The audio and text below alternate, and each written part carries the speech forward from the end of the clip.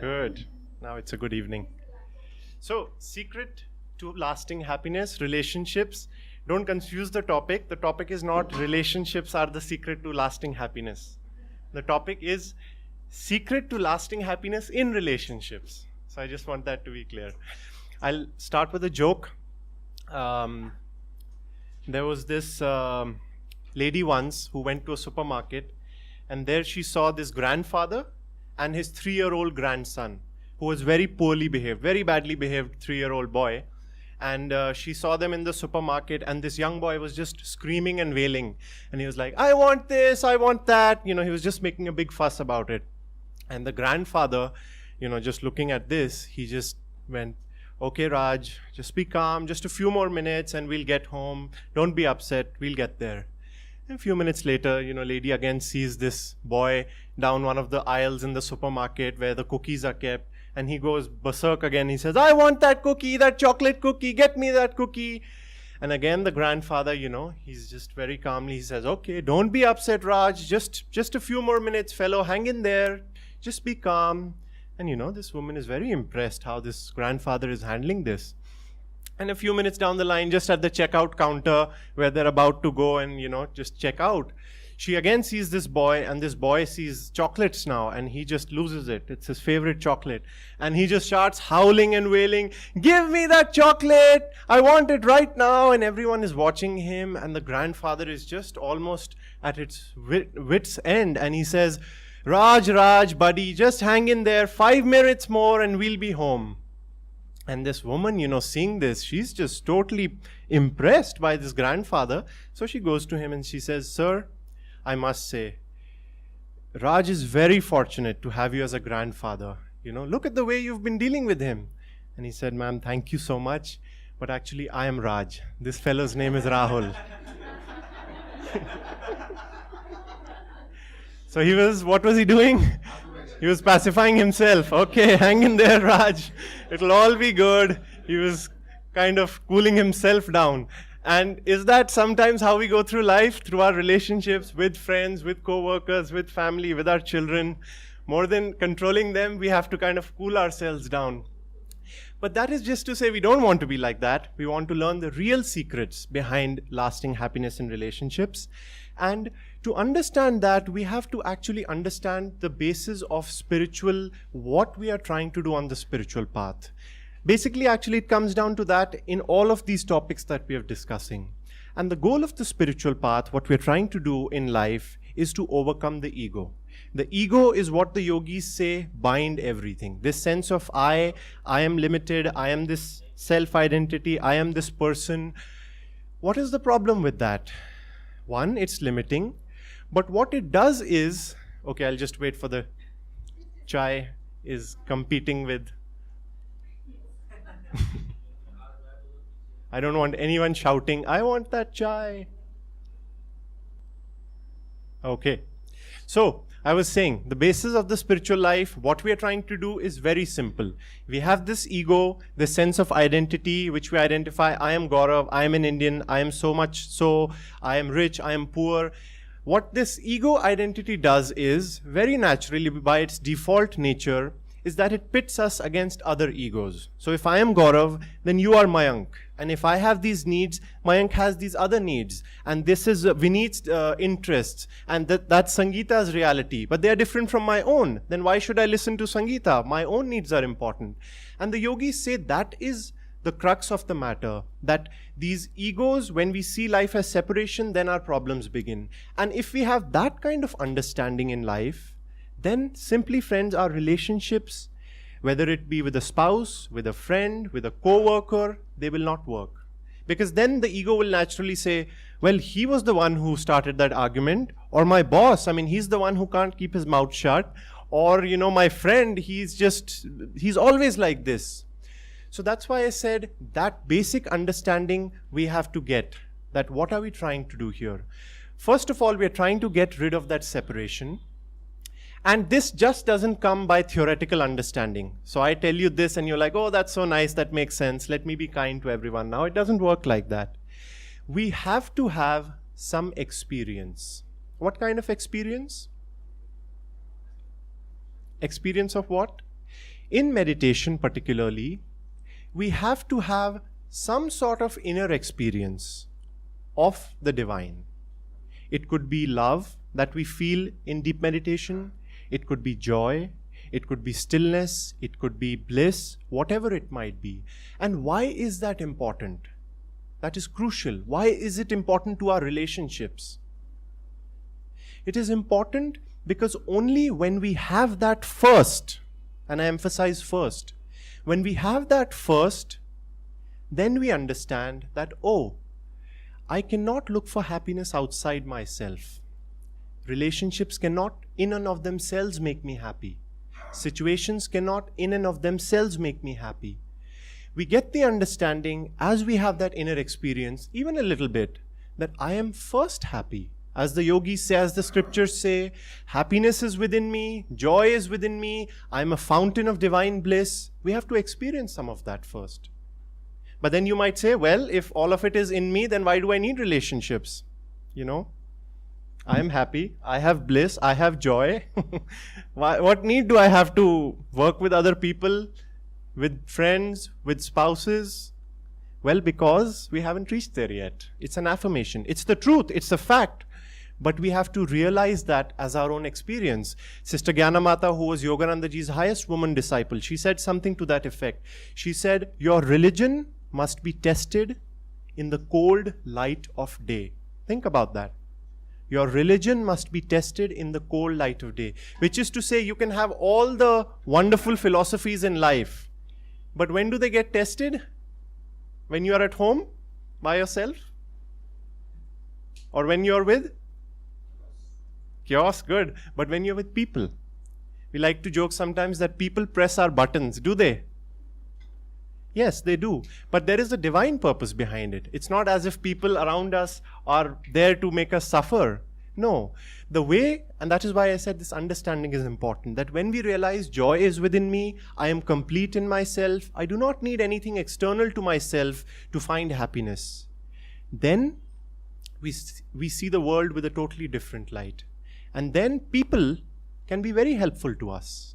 In our family, our husband, our wife, our children, our co-workers, our friends, they hold mirrors to us. Mirrors of our attitudes, mirrors of our behavior. So that when, after having such an understanding, you go back into the world, you step into your workplace, into your family, and you watch yourself being irritated by something someone did, or you watch yourself being upset or angry at someone, that's a reminder. What's happening here? There is a contradiction, is there not? And that most often happens when we have expectations. Do we all have expectations sometimes from people, from situations? Why is it bad to have expectations in relationships? Why is it bad? You get disappointed. Could be disappointed. Good.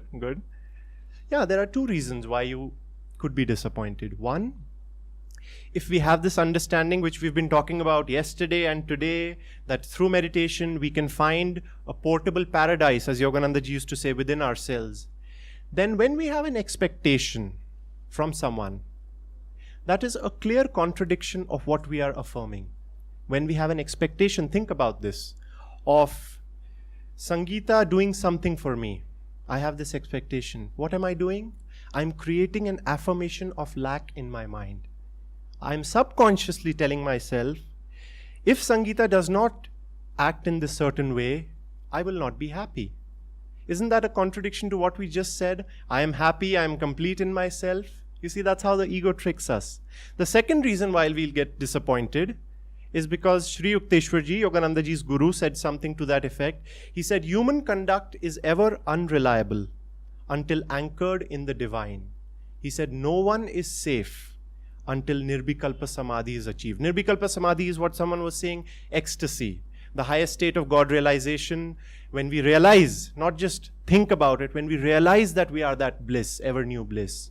So he was saying that till you reach that, human conduct is ever unreliable. So I can have that expectation from Sangeeta or from Vineet, but I may get disappointed. Or I may not get disappointed, right? There is that possibility too, that she might do what I expect her to do. But if you really probe deeper, that itself is also delusion, because it might make me think, oh, things are working outside of myself. So don't get disheartened. It's not as bad as it seems. I just leave you with 2 cents of advice on this topic. First, try to develop an inner life if you don't already have so. That is crucial, because otherwise the advice people give on relationships can be very superficial. It can deal with just the base realities of life. Oh, this person is like that, do that. Oh, he makes you angry, don't talk to him. Oh, your child disturbs you, send him to the play school, whatever it might be. That is very superficial advice. On the path of yoga, we want lasting happiness. And so I would say develop an inner life, because what that will do to you is that in deep meditation, you touch something of your soul nature. You touch true love, deep stillness, deep joy. And not only do you touch these impersonal qualities, which in and of themselves are just unimaginable, we have the freedom to have a very personal relationship with the divine. We can worship God as our father, as our mother, as our child, as our beloved, as our friend. That's what Krishna says in the Gita. Whatever form the devotee worships God in, God responds in that way. I don't think we have that flexibility with our earthly relationships. I mean, you can go to your father tomorrow and try this. Say, Father, from today, I love you as my child. I don't think you want to try that. Or your child comes to you and says, Father, from tomorrow, I love you as my daughter. It doesn't work like that. You'll get a slap on your face. But with the divine, you have that. And it's so freeing to think that there is such a personal, impersonal relationship that you can have with the divine. And secondly, be an expectation detective, which is to say, as you go about your day now and you have this understanding, watch yourself. Every time you have a disagreement with a friend or with a spouse or with your child, just probe a little deeper and see, why did this happen? Was there some underlying expectation which is not getting fulfilled? And if so, let me affirm again that I am complete in myself, I'm strong in myself, I'm happy in myself, and I'm here to share. And this diagram that I've made, funny as it may seem, my drawing is not the best. It is very simple, but for those of you of scientific mind, it's also true. First situation, when 2 people in a relationship, whether it's friends or whether it's a husband and wife, whether it's whatever, co-workers, if each person is thinking with that superficial understanding, what can I get out of this relationship? What can this other person give me? Thinking of taking, receiving. And the other person is also thinking in that same way. It's a lose-lose situation is what I've written. Why is it lose-lose? Just because what Sir just said, because each is thinking of receiving, and what if the other person doesn't give you what you're receiving? You both lose. You both don't get what you want. Second situation is, both people have attended this class, like Sagar was saying, and have this understanding now that I have something to give because I have the divine qualities within me, and now I can share them freely with others, and they are exhaustless. Then you have a person who says, what can I give? And if the other person in that particular relationship also has that viewpoint, then it's a win-win. And as a bonus, because Swamiji said, Pramalaji did that affirmation, loving is its own reward.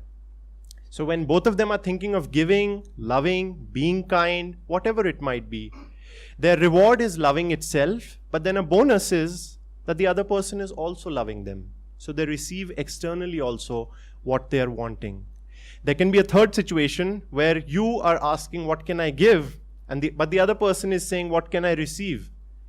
That situation for you will also be a win situation. For the other person, it may be a lose situation. Because yes, he'll get love from you, get respect from you, but the world may not treat him like that because he has not developed that understanding. So think about these things, very simple tools that I hope we can practice, and I'll request Devarshi ji to come now. Thank you, Gaurav. That's some of the same things I planned on saying.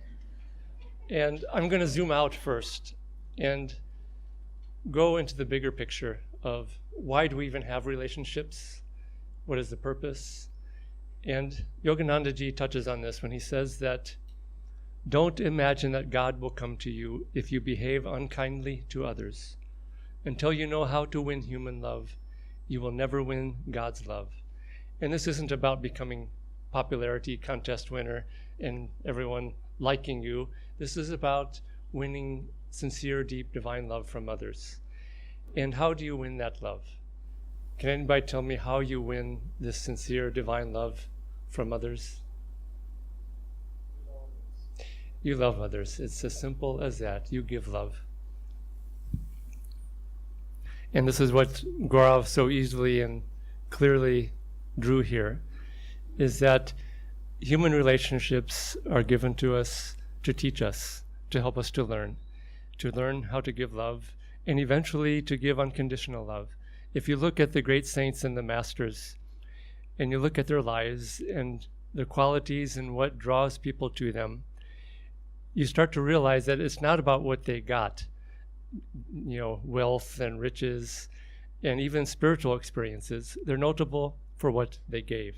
And this is how God is teaching us through great ones, is we learn how to give, and especially how to give love to others. And when we can learn that, then we win God's love.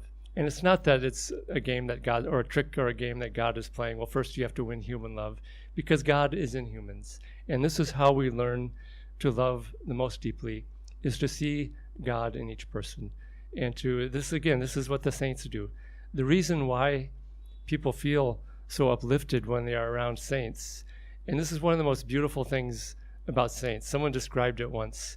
What was notable about being around Swami Kriyanandaji was not who he was and what he expressed. It was more universally, people would say, it was how he made me feel. And he made me feel uplifted, and he made me feel divine, because he saw that divine. He gave love to that spark of the divine in each one of us, and he awakened that within us. And if we can give that love to others, this is how we win the love of God, is not by asking for it. Yes, sometimes demand God come to us. Pray. Don't ever stop praying in that way, but also don't ever stop giving that love and devotion to God in meditation and in prayer. Even a leaf offered with devotion is pleasing to me, the Lord said in the Bhagavad Gita. And so many times, so many saints, it's learning how to give. Now, many relationships challenge that. Marriage is especially the most challenging. And I'll talk about a few different types of relationships. Because Yoganandaji said that the highest relationship, the one that is truly unconditional, is friendship. And he said that other relationships have a compulsion or something that we are compelled by duty. Parents and children, we are compelled by duty to give them the right things. Husband, wife, there's some compulsion and duty there. And marriage is especially intense. I was married for 25 years, and my wife, she passed away, left the body some years ago. And I can say, even for very spiritual people, it's a real testing ground. Hopefully it's not a battleground, Kurukshetra happening in the home, but it is a testing ground. It's not easy. Even for the most spiritual people, it's a challenge, because every little bit of ego and thought of self, it brings stuff up and it makes challenge.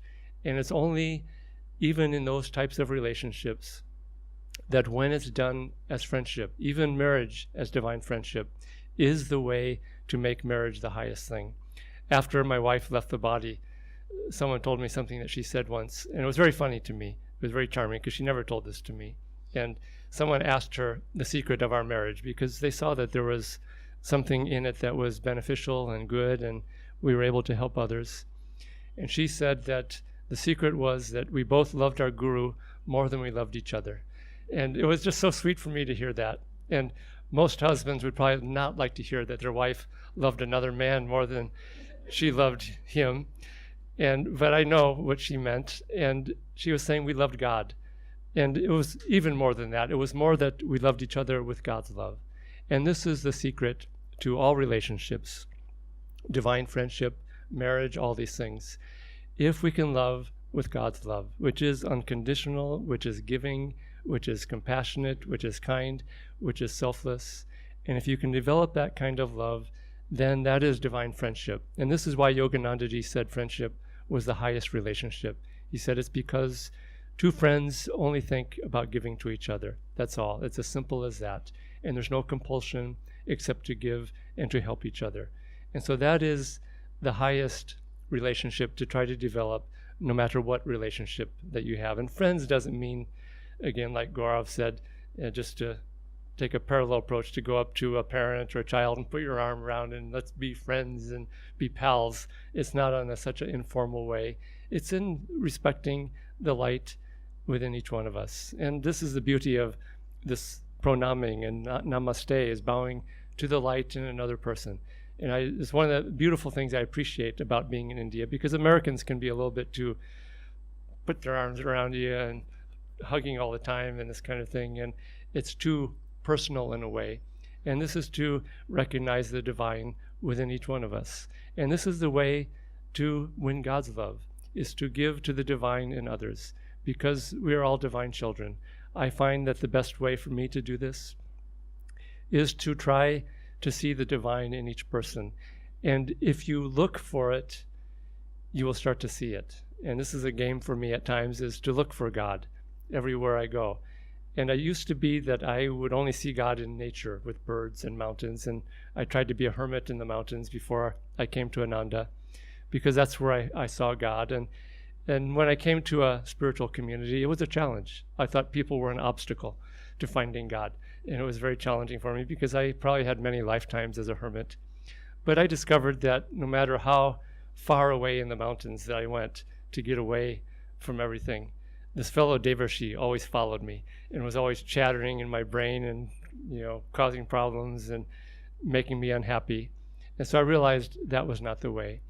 But then when I started serving with people, being with people, it dawned on me that this was the way that God was presenting to me to find divine freedom, and that I had to find a proactive way to work with this, rather than just, keeping others at a distance, or just finding a way to neutralize the negative influence of all these people around me bothering me. And, this is where I was coming from a long, long time ago, and I've changed a lot since then. And one thing that I really worked with is an affirmation. And I would really recommend this affirmation if you're wanting to learn how to develop the right way to love others, to give to people, to attract friends, to attract friendship. And this affirmation of Yoganandaji's, I would do all the time for some years. I would just repeat in my mind.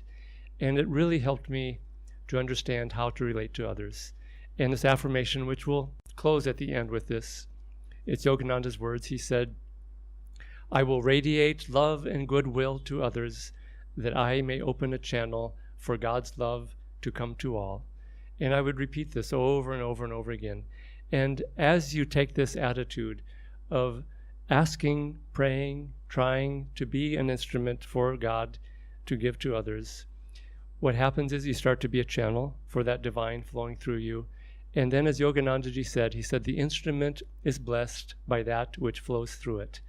And so when the divine flows through us, we're deeply blessed, even if the other person doesn't reciprocate or receive it, because true divine friendship isn't about just reciprocation.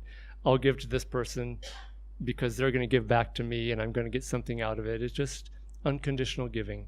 And you will find that if you have this attitude, yes, sometimes people will take advantage of it. It's just the way of the world.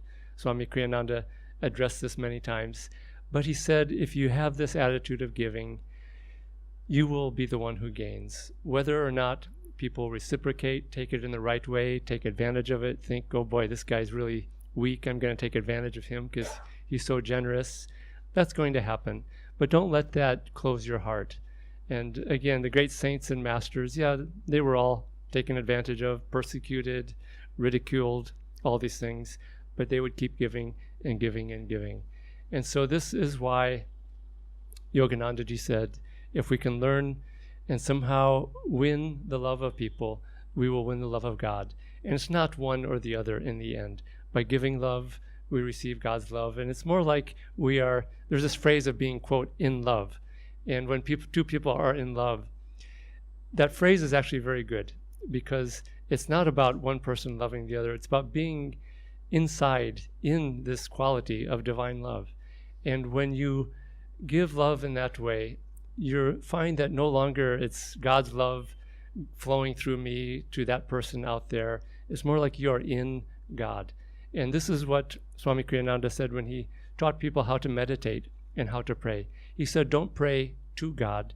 He said, pray in God. We are part of God, and just be in God. We are divine children. There's no separation there. And he said, meditate in God. And when we are with others, just try to be in God and see the God in them, the God in us. One time, Yoganandaji, he was having problems with his legs, and he couldn't walk. He was taking on the karma of others at that time. And his disciples had to lift him and carry him up these stairs. And he was thanking the disciples for helping him. And the disciples said, oh, no, sir, you're the one who's helped us so much in our lives with everything that you're doing. And Yoganandaji just smiled very sweetly. And he said, it's just God serving God. And so if we can try to take our own personality out of it and feel the divine flowing through us, then we are benefited, we become freer inside. We really do live our lives in God. Now, that's a great abstract philosophy and a great theory, and again, it's tested, especially in close personal relationships. This person does that and has a habit that maybe annoys us, or there's karmas and personality, and especially with husbands and wives, it can be very challenging. And so this is one reason why to meditate together, to serve together, to seek God together if you can. And you'll find that if you can do this, then it's easier to be in God in that sense. It's also easier to be divine friends, because then you see that our purpose in life is to find God, to find divine freedom, help others find God, divine freedom. And in marriage especially, I saw this with my own life, that when the two of us did that more and more, then this relationship became, to that extent, more and more divine. Now, the question has come up here recently in these last 2 days a few times, because we are trying to see this world as God's dream, to have a certain amount of detachment, to go into meditation and withdraw. But at the same time, we have the karma, we cannot avoid it, of being with people. This is something that Yogananda said about the surest sign that God exists, is how he put it. But it's also a way to take what we have in meditation, and even the duty and the responsibility that we have, to take the peace, the calmness, the joy, the divine bliss or love that we experience, and share it with others. The surest sign that God exists. The increasing heart-bursting joy felt in meditation, when your mind is free from prejudice, when narrow-mindedness vanishes, when you unreservedly sympathize with everybody, when you hear the voice of God in the chorus of churches, tabernacles, temples, and mosques, when you realize that life is a joyous battle of duty and at the same time a passing dream, and above all, when you become increasingly intoxicated with the joy of meditation and in making others happy by giving them God peace, then you will know that God is always with you and you are in him. So this is how we find this balance between finding God in deep meditation, which is withdrawing into ourselves and from others. I think some people here have probably experienced this, where, and I've heard this many times, where one of a husband or a wife starts to learn meditation, and the other starts to get almost jealous because their partner is going off on their own and meditating and giving their love to someone who's not them and spending less time with them. But then in those cases, the person does have a duty to bring that love out of this withdrawal and to bring it into their daily life and into all of their relationships. So this is a sacred duty that we've all been given. And in a way, human relationships, I compare it to a breadcrumb trail that God has given us. A breadcrumb trail is a trail of breadcrumbs to help us find our way back home, and we just leave it behind us. And human relationships are that. Because as Yoganandaji very often used to pray, he would always pray, Heavenly Father, Divine Mother, Friend, Beloved God.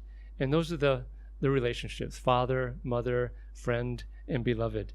And God gave us these human relationships as a way to sort of lead us and sort of hint at the divine relationship. This is something different that Yoganandaji took in his approach, because many spiritual teachers say that human relationships are binding. And yet, Yogananda said, yes, they can be, but we can use them to free us, to learn how to love God eventually. And he said, he taught that first start with your family, love them, give to them, expand that love to others, expand that love to the whole world.